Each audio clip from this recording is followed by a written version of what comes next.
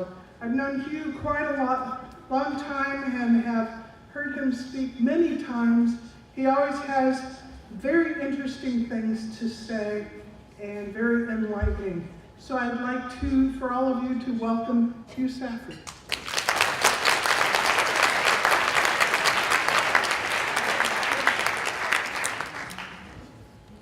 I expected dancers to be behind that.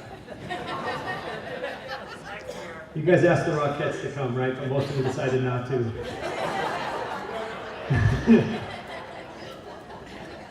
So one thing that Linnea didn't tell you is that I came to that NBOT meeting. I guess Linnea, that must have been in Chico too, right? Where was that one? Was it in Reading? It was in Reading. Always in Reading. Okay, it was always in Reading. And I was desperate to find help from Forest Service folks. Susan Harrison and I were doing sort of a inventory of every serpentine outcrop we could walk, crawl, or hike, or drive, or parachute onto. And about that time, I think it was the year after that, this job came up in the Forest Service, and I'd been traveling all over the state, and I thought, oh hell, I'll apply for it. I know California like no one now. And what I can tell you is, I'm not going to name anyone, but there are a number of Forest Service people in this room who told me that I should never join the Forest Service. They said, oh, you're such a free spirit, you're going to be crushed by the bureaucracy, don't do it. And I'm happy to say that I did it. And I came in at a challenging time. It was in 2000 that I got hired, and things were looking like they might be different in the federal agencies at that time. I think things might change as well in the next year or two, but I survived that one. And change is good, right? What's the Darwin thing? I was reminded that over here, right? The species that survive are the ones that can adapt, not the strongest or the most intelligent. So I think I'm adaptable. I'm certainly not the strongest or the most intelligent. So at any rate, I was asked to come and talk to you guys about, probably a lot of you have seen me give a variety of different talks, and at least I know some of you have, because I've seen you at talks I've given before, and you've come back, which is amazing, me number one. But I tend to dwell on very depressing topics because I'm Germanic, and my blood sort of just, the DNA makes me do that, and I'm afraid I'm going to be talking about a somewhat depressing topic tonight too, but I'll try to do it with a smile if I can help it. So my talk is titled Fear and Loathing in the Sierra Nevada, Confronting a Wicked Problem. And I have actually, someone told me I should have a picture of Hunter S. Thompson in the next slide, just to see who in the room would even know who that was. But probably very few of you would. So anyway, I want to start just kind of defining what a wicked problem is. I think probably you know this. I know 10 years ago, as this concept started to become more commonplace, people were wondering, what is a wicked problem? Well, it actually has a definition. It's essentially a problem that's really difficult to solve for a variety of reasons. One is because the knowledge is somewhat incomplete, or it might actually be contradictory. It's a problem in which there are many parties involved, and they have different opinions about things. The conditions are not static. Things change, requirements for solution change over time. A lot of wicked problems are the ones that we tend to politically care about, are ones that have large economic burdens as well associated with them. And then there's just a lot of interconnectivity between all this stuff. And so really what a wicked problem is something that you almost can't solve. It's like you have to find a way to live with it. So I'm going to come at this a little bit from the watershed perspective, but I just, so I'm an ecologist, and so this is a botany meeting, and I'm an ecologist though with a really great affinity for botany, but I want to note that I'm going to be talking about a lot of ecosystem service level kinds of things, and I know sometimes that doesn't really go over all that well in botany type kinds of audiences, because I am going to be focused on things other than really special critters and plants, but I will talk about them when I have to, which might be soon. But at any rate, I just want to note that one of the things that's really interesting about the Sierra Nevada in the context of its importance to humans and to ecosystems and ecosystem services is the fact really, okay, so we all recreate there, and it's amazing botanically, and it harbors all these species, and it's got some interesting biogeographic stuff going on. But really what it comes down to is the fact that it supplies most of the water for California, and you can't forget that California is coming close to 40 million people now. And that piece of land called the Central Valley supplies about 40% of all the produce eaten in the United States. And if you add Salinas Valley to that, it gets to be closer to 60% of what people eat in the United States. And you can see that I've written a number, maybe not exactly right now, but the last data I found suggested that the Sierra Nevada provides a good portion of drinking water for 23 million people. It's also a really, really important place for plant and animal diversity. And I know Todd Keeler-Wolf's here tonight, and he was involved, I know, in this Atlas of California Biodiversity. Have you guys ever seen this book? It is really cool. I have, I don't know how he ended up with multiple copies, but I have them and I hoard them. So if you want to send me some, I'll probably hoard some more. But it's an amazing book, and I wish, maybe Todd can tell us, is it available digitally? I've never been able to find a digital copy of this thing because I really want to steal the maps.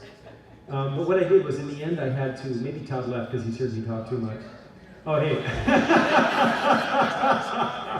So is this available digitally, is it? Yeah, you can actually get it off of the Fish and Wildlife website. You almost called it Fish and Game, didn't you? I could tell. Yeah, okay, cool. Well, that's good, because when I couldn't find the darn thing. Anyway, I literally copied these things. I didn't ask for any permission or anything. But very, very important for plant and for bird diversity, and also for richness of some really important wide-ranging mammals. And then this is also, so I grew up in Montana. And Montana and Idaho sort of host the other two places that could conceivably claim to have the largest unbroken wilderness areas in the lower 48. So it's a bit of a challenge, because I actually think that whole Frank Church wilderness thing might be bigger. But it has a paved road that crosses it in there somewhere. And so I think that when you kind of take the whole road thing into account, this may be bigger. Anyway, it's a really, really big wilderness area, and a very, very important place as far as corridors go and as far as species movements go. Trivia-wise, of course, you may know this, but that if you're a critter in California looking to escape climate change, you need to go south and not north, right? Because the highest part of the Sierra Nevada is in the south, not the north. It'd be a disaster to go to Oregon. You should head to Mexico, toward Mexico. The Sierra Nevada, of course, is a recreational nirvana as well. I think most Californians, they probably don't realize they're drinking water from the Sierra Nevada, but a lot of people spend time recreating there. And probably a lot of you, like me, love the area around Lake Tahoe, or love Yosemite, or have spent time on the Pacific Crest Trail, or have climbed Mount Whitney, or have done whatever. But the fact is although it's amazing in a lot of different ways, it's also essentially an ecological mess. Huge destructive fires are becoming very, very commonplace in the range. Really, I thought it was kind of a miracle this year that we didn't have a really big fire in the Sierra Nevada, and indeed we didn't have one in Southern California either, which is really quite astounding, but it shows you how probabilistic these kinds of things really are. Well, a lot of people visit places in the Sierra Nevada. Yosemite passed the 4 million visitor annually mark just last year. In Tahoe, actually, it's probably notably more than 3 million visitors annually, but this is the number that you tend to find when you look online. That's the kind of beach I like to spend time at. And, you know, there's only one undammed river in the entire range anymore. Anyone name it? Yes, I'll buy you a beer afterwards, if you're old enough. Who said that? Was that Tom Parker? I'm not buying you a beer. No, I'm not buying Mike Basie a beer either. No way. No way. You have to get home safely, Mike, somehow. But there's only one of those left. And that river, by the way, is flooding a lot right now. I had a friend who drove down by Galt the other day, and they said it's pretty cool down there right now. That's a neat spot. Did you know that the Sierra Nevada also has the U.S.'s worst air quality on bad winter days? Down there in the foothills between Fresno and Bakersfield. Any of you folks from that part of the world? You guys have asthma? Your kids probably do if you don't. I mean, no kidding, that is the worst asthma area for asthma in all of North America, is that part of California.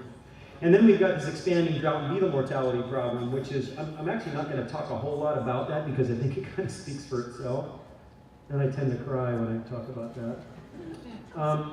So what I'm going to do is I'm going to talk about 3 major sources of, or fonts, if you will, of kind of some ecological stresses in the Sierra Nevada that are behind a lot of these things.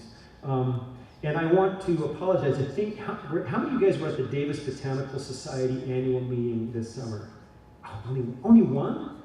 Allison, you can leave now if you'd like. This talk is based on that same talk, and so you'll see a little bit of overlap, just a little bit, though, I swear. So I'm going to talk a little bit about the issue of fire suppression, first of all. So there's going to be a little bit of science here, but I think most of you will understand this, and hopefully all of you guys are versed enough in this that I don't have to spend too much time. So this is a graphic that I put together a few years ago, and I've shown in a lot of talks just to give people a feeling of kind of what the issue is with fire suppression. So what I've done is along the x-axis, I've just arrayed the major forest types in order of their elevation. In other words, starting in the Central Valley and ending up, say, at Tioga Pass or Dar Summit or Echo Summit or something like that. And then along the left, the y-axis rather, are years. And so there are a couple things in there. First of all, the dotted line is at 80, and I did this graphic in 2015, and 2015 was 80 years since 1935, which is when the Forest Service promulgated the very famous 10 a.m. rule, which was essentially internal guidance to district rangers and forest supervisors that if they had an ignition on the unit they managed, that they were to have that thing out by 10 a.m. the next morning. And then if they didn't have it out by then they would get hit with a ruler over the knuckles, and then they had to the next morning at 10, and then it was a paddle on the rear end, and then there were worse things to come if you didn't have it. And actually, that wasn't written into the law. But that's the 10 a.m. rule. And so, although federal fire suppression actually has had impacts for a lot longer than 80 years, that we figured that's a conservative measure of essentially when it really becomes a big deal in the state. So then what I did with Kip Vandewater, who some of you folks probably know, he works for the Klamath National Forest, and he's their fire ecologist. Oh, well, no, he's not the fire ecologist, he works in their fire shop. But Kip did his master's with Malcolm North at Davis, and then did a stint with me just doing some sort of graduate research work. And one of the things we did was we did a paper where we summarized all the literature, about 230 or 240 things that we could find on fire history in the Sierra Nevada, and summarized it for the major forest types. And so what you have there is this is all basically before Euro-American settlement, the best estimates that you could find in the literature for mean fire return interval, i.e. what was the average number of years between a fire on any given acre in those forest types. And then those bars, they're not really error bars, it's kind of the range of the estimates from the data sources that we had. And what I wanted you to note is that until you hit that vertical gray bar there, that all of those error bars, for lack of a better word, fall below that dotted line. And once you hit that vertical gray bar, they all go above the dotted gray line. And so if you're familiar with the concept of natural range of variability or historical range of variability, or there's some other terms people have used, basically that right there is telling you what's going on in the Sierra Nevada, that when you get below red fir, you're in forest types that burned a whole heck of a lot. So much so that a lot of early settlers spoke often about how much smoke there was in the air and how much damn fire those engines were putting everywhere, and how all the trees that they wanted to cut down had been fire marked or otherwise fire damaged. Whereas once you get above the red fir, the change in fire management really hasn't had nearly as much of an impact. So this has had effects on the way fires burn as well, and I've done a lot of work on this, and this is probably the work I'm most well known for in ecological circuses as well. Some of it is turning into circuses, as some of you may know.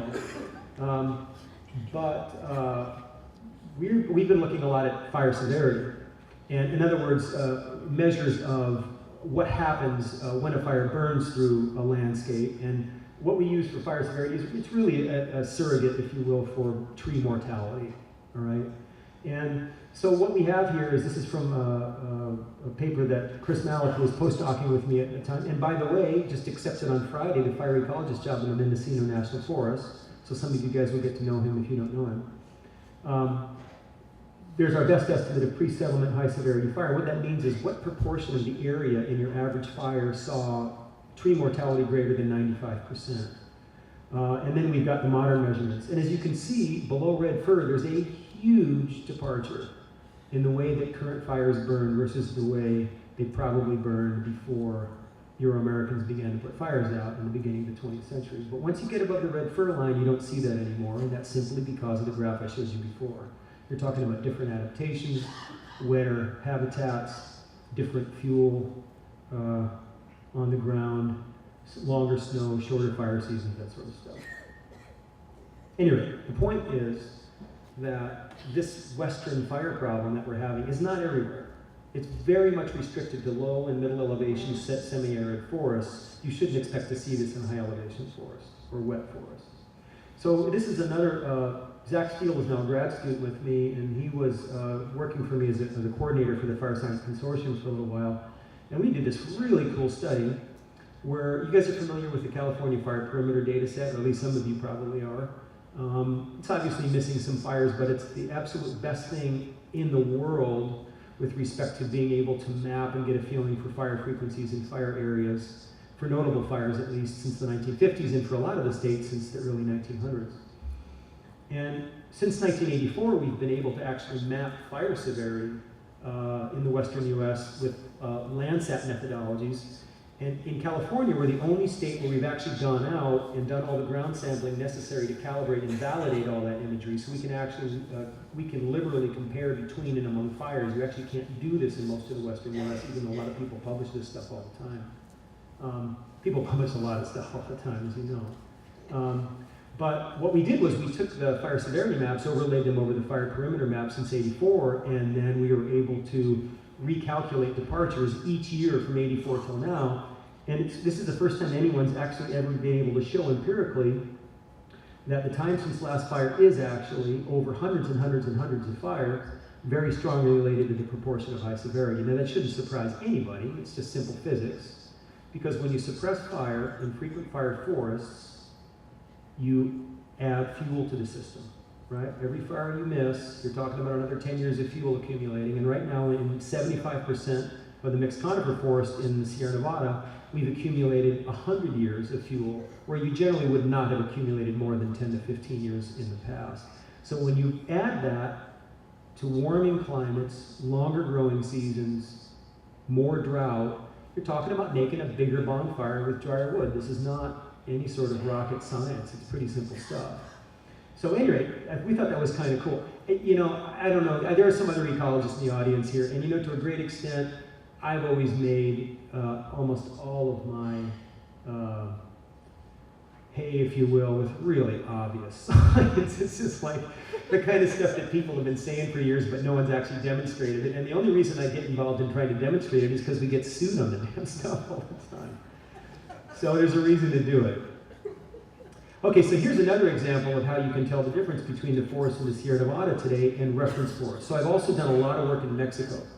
So SSPM stands for the Sierra de San Pedro Martir, which is the highest range in northern Baja California, and it's actually the southern edge of the Mediterranean climate zone.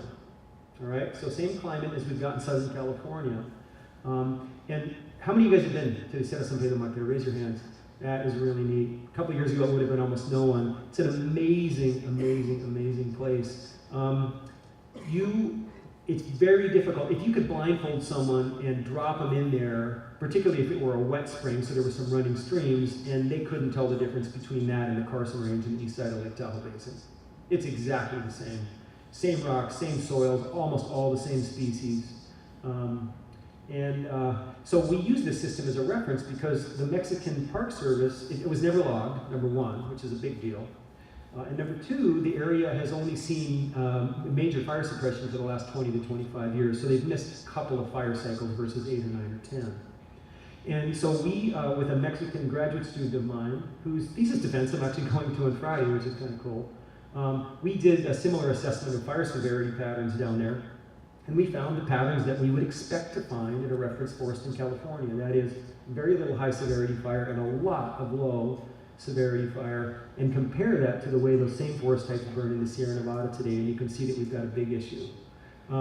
We also, I just published a paper with an ex-grad student of mine, maybe some of you saw, that came out in Ecosphere about 2 weeks ago, in which we assessed a couple dozen fires, and we put up data from about 14 looking at post-fire regeneration in conifer trees in the Sierra Nevada after these kinds of fires, and it's a big problem. There are a lot of places out there that are not regenerating. We found over 40% of the plots we sampled across the whole Sierra Nevada had no regeneration 5 to 7 years after fire in those red areas.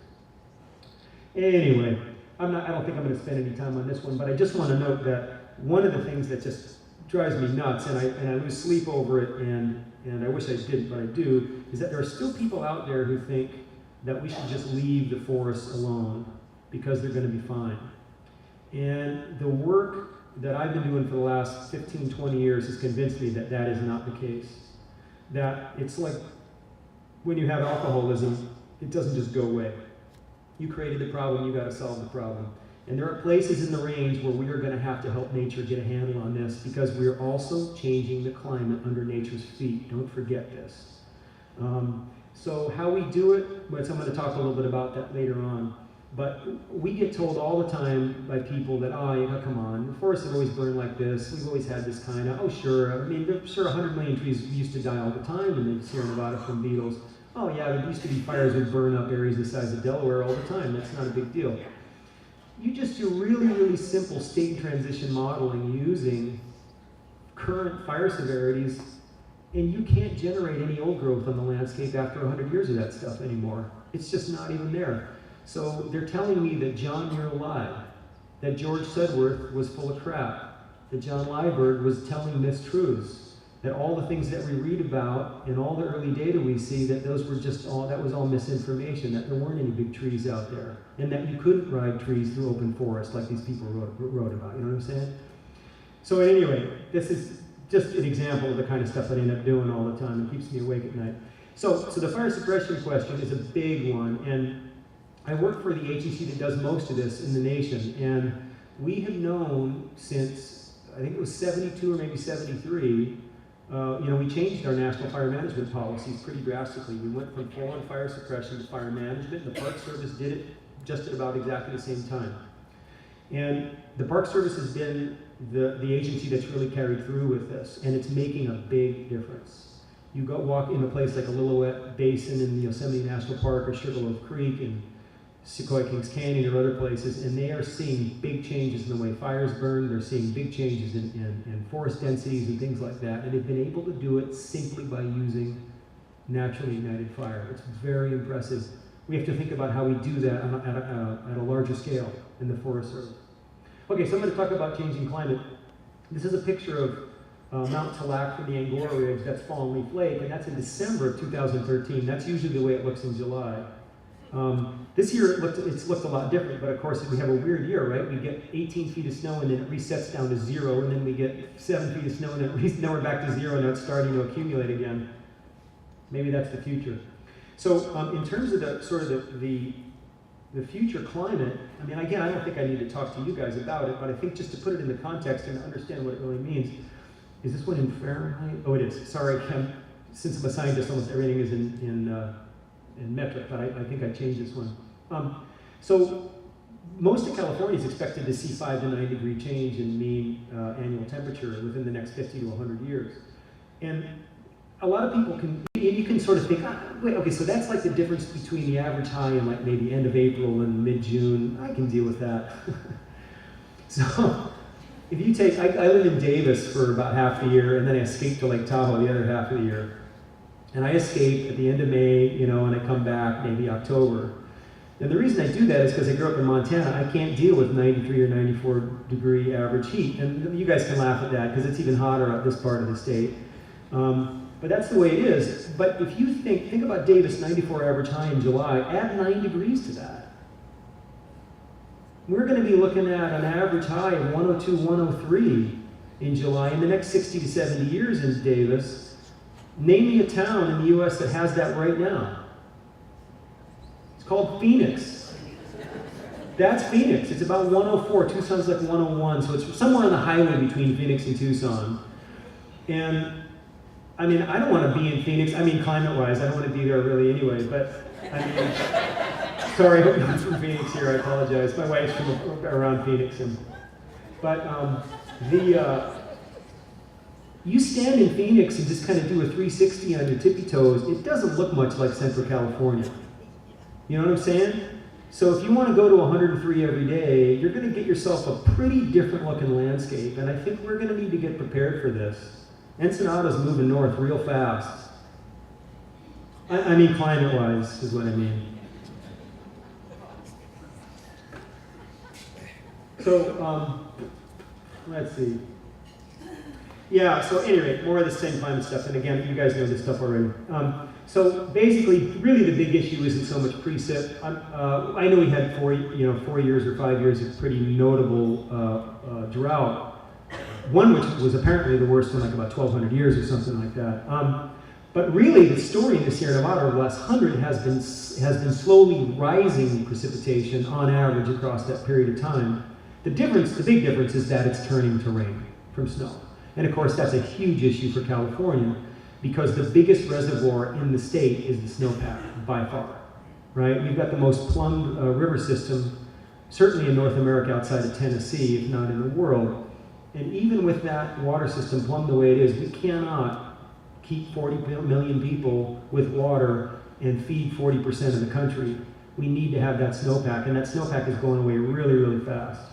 So everyone's seeing this graphic. And the amazing thing is these are really old data. These are 20-year-old data now. This is from this famous paper by Mosier et al. No, it isn't. It's from Mosier revamped this. This is from the Moak paper in 2005, I guess. Which is just a snowpack trend, right? This is the annual water equivalent, or the snow water equivalent in the monthly, this is the April snowpack measurement. And you can see everything north of Yosemite is looking at, 15 to 70. You can see see a negative 120% loss there. You realize that's not possible, right?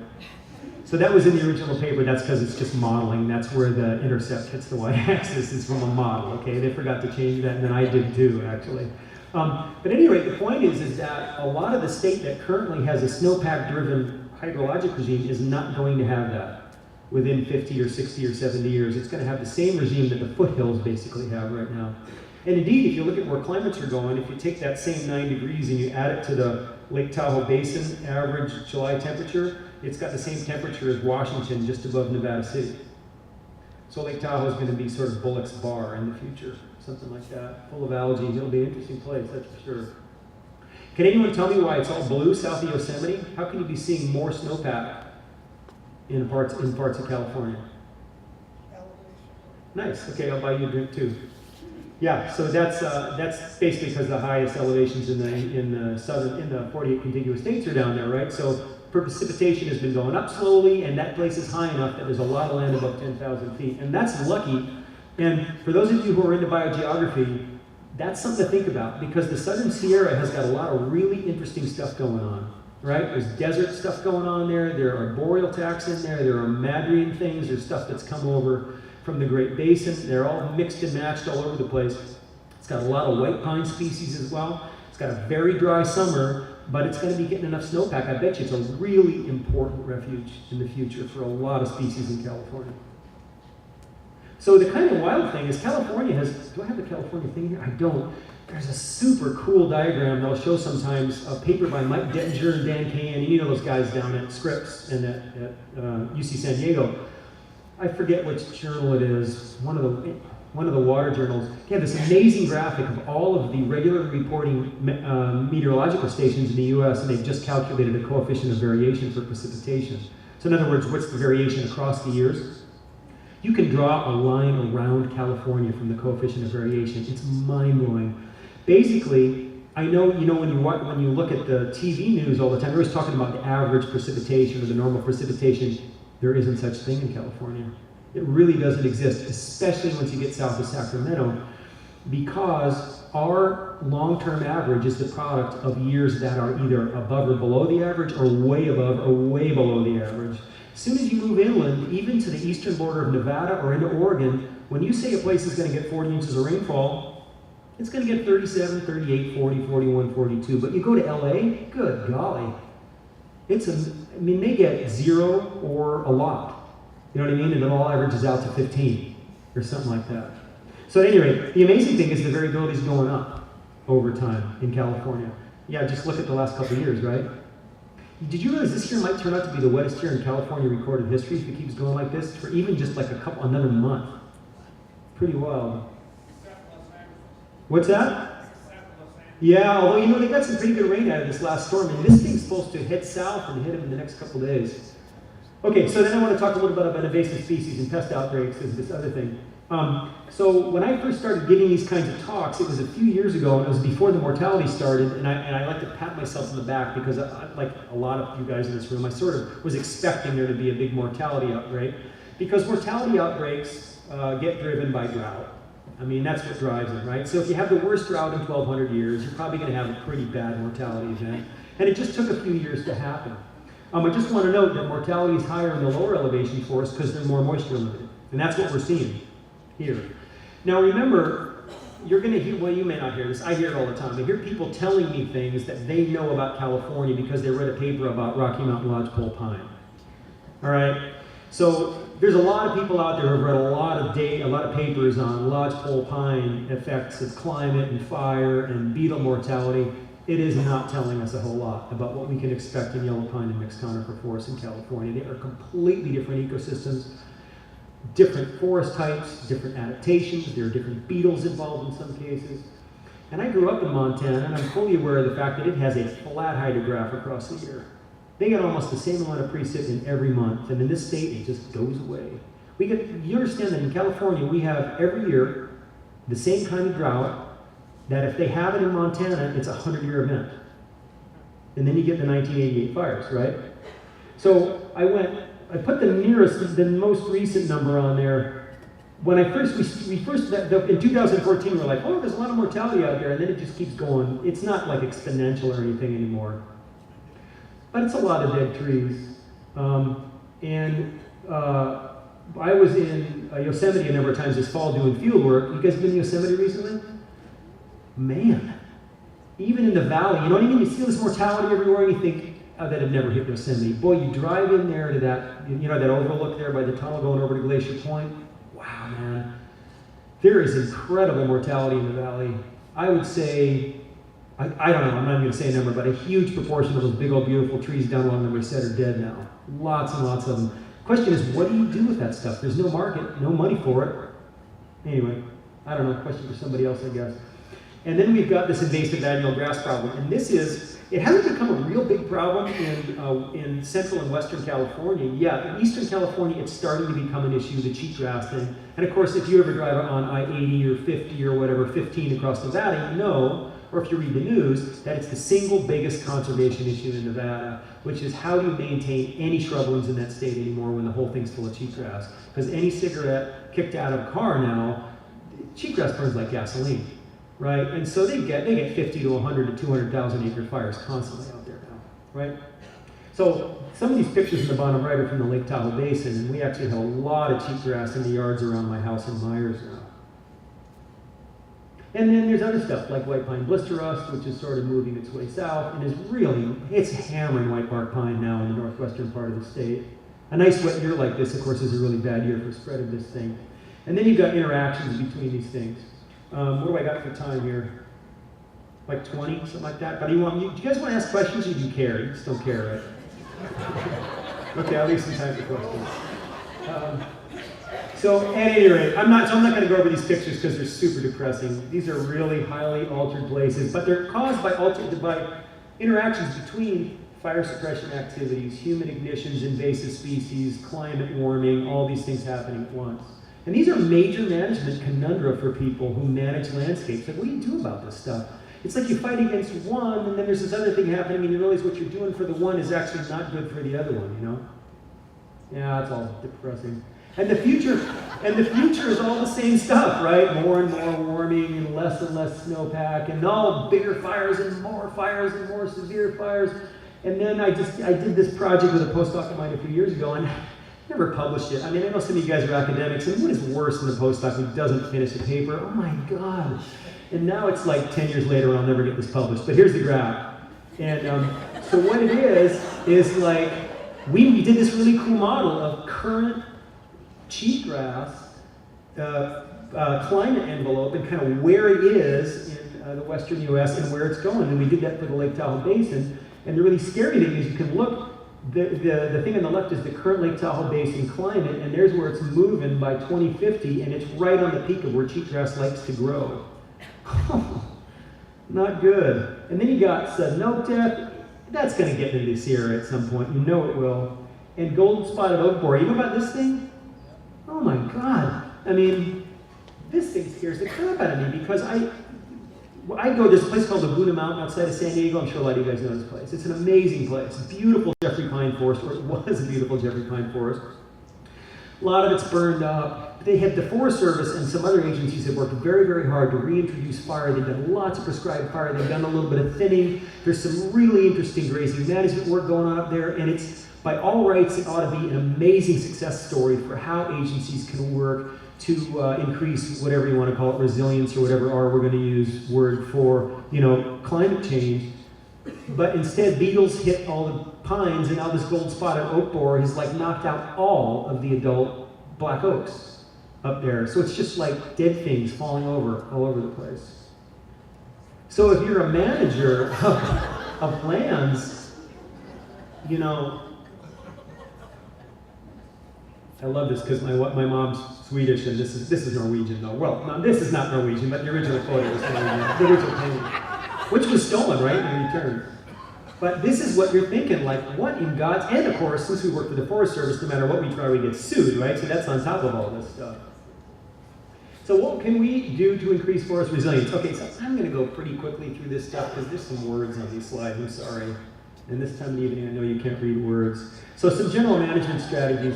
I mean, reducing forest densities is a really, really, really, really important thing in yellow pine and mixed conifer forests. Don't let anyone tell you it's not. It's the single most important thing we can do for beetles, for drought, for fire, for all of it.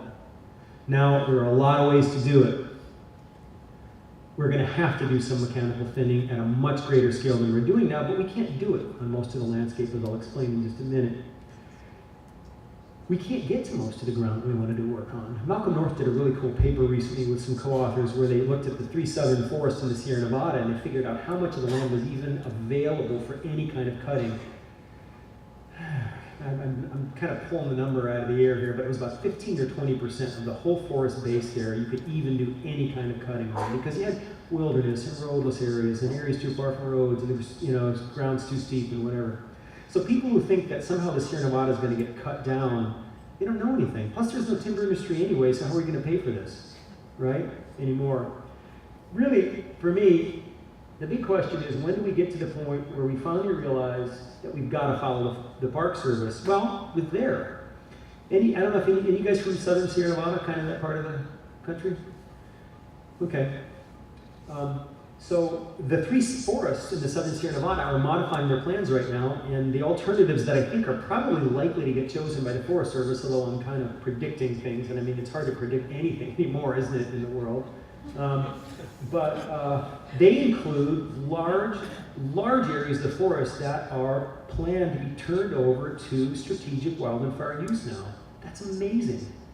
I mean, that's something that even a few years ago, none of us thought was even possible. Now, in the grips of the drought that we've been in, you question whether or not that's really the way to go. But if we get back to quote-unquote normal precipitation regime, whatever that is, I think this is probably the only way we can treat areas large enough. That's certainly for sure.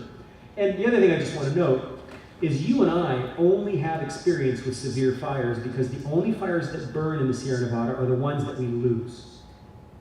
Think about it. It's a statistical issue. The reason they're so severe to an extent is because those are the only ones that you ever burn, because we put everything out that could ever burn under any sort of regular conditions. So we kind of have a skewed understanding of the way fire works. So here's my heretical statement number 1. We need more fire, way more fire, not less. Although I will say the last 3 or 4 years, except not the past year, but 3 or 4 before that, we're probably at about historical levels in terms of the area that burned. But you're talking about 150,000 hectares a year probably burned in the Sierra Nevada on a quote-unquote average year before 1850. Now it's more like maybe 30 or 40,000 hectares in a relatively big year. So that's a pretty big deficit. Okay, I think we really need to think about focusing on ecosystem services. And again, this is why I was a little bit conscientious about speaking to a botany audience, because I don't want to suggest that conservation issues aren't really, really important as well. But I think they can all be linked. But really, when you talk about political interest, economic interest in a place like the Sierra Nevada, it really all comes down to water, carbon, and soil. The really sad thing is that those don't have any current economic value in the way that humans buy and sell things in California. So, how do you actually do this in a country that doesn't have a command economy? I don't have an answer for that right now. And also in a state that has probably the world's most arcane water rights system as well. So again, I mean, I know I'm not, in some cases I don't really have solutions to offer, except that really unless you get on this and think about it. I mean, and in all cases there are paths forward. Like I said, the Park Service has already really done this fire management thing. They show it works pretty well if you do it right. In terms of the water rights, hey, South Africa, when they transitioned to majority rule, they abrogated all water rights in the country. It created a big issue, but they got through it. And now things are managed in a very, very fair fashion. Very, very differently. This is another big one, I think, too, managing for heterogeneity in the forest. We still are not there in the agency in terms of doing this as a matter of course. It's really up to local forest managers as to whether or not they really want to order, make a sowing order, including a lot of different pools of genetics. But I think we're getting closer all the time to doing this. The other thing is that we really need to be doing experimentation as we're doing science, because we don't even know what's going to happen, right? And if we don't do that, we're not going to solve any problems. I would just like to note, too, that the assisted migration thing, we humans tend to just create big problems and just continue to create them and then hope that someone comes up with a technological fix, right? And that's what we're doing with climate change, too, is really people are just figuring, we'll figure it out. We'll send it all to Mars, or we'll make these machines that are going to suck all the carbon out of the air. Maybe that'll happen, maybe not. But the assisted migration is a little bit similar. It's like, we're messing it all up. Don't worry, we can just put species in trucks and drive them all over the place. Haven't we been doing that for centuries? Don't about half of you in this room work with invasive species? So it's a little bit harder than it seems. And I'm not saying you can't do it with certain taxa, but we have to be smart about how we do it. And we need to be really honest with the public about the possible consequences. I'm really worried about the impacts, not just necessarily on the focal species, but on the environments in which you introduce those species, because it could affect hundreds of species. Yeah, and the modeling thing, I'll just note that I know some of you read climate change modeling, I certainly do. Up to this point, almost all of it is on adults, right? All pretty static stuff. There's nothing besides just kind of mean climate variables thrown in there. I don't know how valuable a lot of that stuff is. I mean, it can sort of raise our consciousness about, some of the issues to come. But the juvenile stage is the bottleneck stage for most long-lived species, right? And so there's very little modeling that's been done for juvenile stages of anything out there. And that's a good place for grad students to be headed. And this thing, I'm going to blast through this real quick. The experimental one is really hard for agencies to do because we have this thing called, there's a lot of stuff out there. There's the Endangered Species Act, there's the National Forest Management Act, there's all sorts of other things that require that we put together what we call environmental impact statements, and I know a lot of you in this room work in environmental impact statements and reports. And those assume that the agency conducting or the entity conducting the action can actually predict what's going to happen as a result of the action. And the problem when you cross all of these things that are going on in the world that we have no control over is we actually don't have a very good feeling for what's going to happen in many cases. And I think it would make a lot of sense for agencies to think about adopting experimental approaches, but you have to work a lot with the public on this. Don't blow everything out on one thing. Try 3 or 4 different things. Have a control. You can have some reasonable hypotheses for what's more likely to work in one place, but we really don't know. And if we don't do things, we're not going to learn. And I think the main thing I want to know is that you have to think about how people learn, right? I mean, people, and I think about myself as a good example. We're very peripatetic, sort of tactile learners, right? For the most part, not all of you are, I know that. But I learn stuff when I do stuff, right? I can read as much as I want, but until I actually, think about how many studies a lot of you guys have designed, and then you go out in the field with your grad student, and you're like, oh my God, that'll never work. You know what I mean? And so, most of what we do works that way. I had this great plan for that garage, disaster, I started building it, it's like, no way. So, that's one thing, and the other one is that we know psychologically speaking that humans learn most from mistakes. You just get into this rut when you just only do things that you're not too scared to do. You just do the same thing. Oh yeah, I know how the world works. No, you don't. You gotta open some envelopes and try some stuff, So anyway, something to think about. So, we have to get real serious about adaptive management and monitoring. We've been talking about it for a really, really long time, but the point that I want to make here is that this bottom part is really important. One of the main reasons we haven't really ever gotten super serious about this is because the public won't let us. Sure, there's some mistrust there, but how can you be flexible as an agency when you can't be flexible as an agency? We try anything new, we're in court, bang, like that, in a second.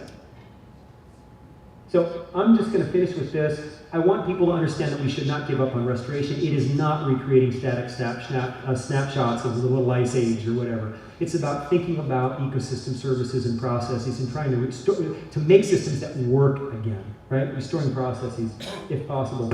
And then finally, humans are really important parts of ecosystems. They're not going away. So wilderness systems provide very important areas, contextually speaking, as controls to understand how natural systems work. However, the world is not becoming wilder. Right? We're going to have 40 million people in the States soon. There's going to be 50 million after that. More impact, not less. I think we can stand to learn a lot from Africans and Europeans and people who've been living in systems with lots of humans interacting with animals and plants for a long time. They have a very, very different opinion about things. For example, to Europeans and to Africans, restoration has nothing to do with restoring a pre-human past. It has nothing to do with that because there is no pre-human past. They don't even know what it looks like or what it could possibly be. I think we could learn a little bit from that. I am not going to talk about that, unless you want me to, and you don't, because it's time for me to shut up. So I'm just going to go to my last slide, which is things that you need to do, and I need to do a lot more of, because all of this stuff makes a real difference. And you have to understand that government can only do so much in a country like the United States. Government can be very focused on these things or very not focused on these things, but in the end, there are only X number of governments in the world, but there are about 6 billion people in the world. And so when people decide to make changes in the way they do stuff, you can make real changes. These are just some of the stuff you can do, but I think that probably most importantly, you can just get informed. And here's what I mean. I mean, this is in respect to everything, and I'm not just like segueing into some sort of just general conservation talk, but with respect to like the agency that I work for. We interact with partners. I don't even know how many partners we interact with, on a daily basis. And it's really a challenge when you interact with partners who are not informed. And that's what I mean. Is that if you're going to get interested in a topic, read everything. Understand the topic before you start to tell other people about it. We deal with so many people. Well, I'll give you an example. It's not me, but just sort of a classic. Think about, the feral critters on the Channel Islands. I mean, there are whole groups of people out there who just militate like heck to make sure that we don't get any of those feral critters off any of those islands. Okay, I guess that's their right to do that, but I don't think they understand the real issues involved.